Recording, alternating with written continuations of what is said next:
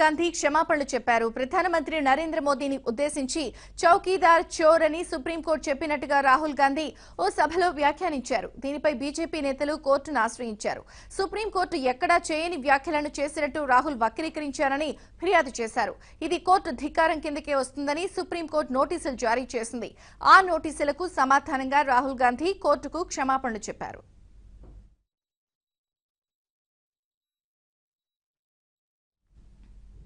రాజకీయ ప్రచారం వాడి వేడిగా జరుగుతున్నప్పుడు అనుకోకుండా మాట్లాడానని రాహుల్ సుప్రీంకోర్టుకు వివరణ ఇచ్చారు. రఫేల్ యుద్ధ విమానాల విషయంలో చౌకీదార్ చోర్ అని సుప్రీంకోర్టు స్పష్టంగా చెప్పినట్టు అప్పట్లో రాహుల్ వ్యాఖ్యానించారు. అయితే సుప్రీంకోర్టు అలాంటి వ్యాఖ్యలు ఎక్కడా చేయలేదు. రఫేల్ పై పత్రికల ద్వారా లీక్ అయిన పత్రాలను విచారణకు స్వీకరిస్తామని మాత్రమే కోర్టు చెప్పింది. అయితే రాహుల్ మాత్రం మోదీని కోర్టు దొంగగా అభివర్ణించిందన్నారు. దీనిపై కోర్టు నోటీసులు పంపగా రాహుల్ క్షమాపణ చెప్పారు.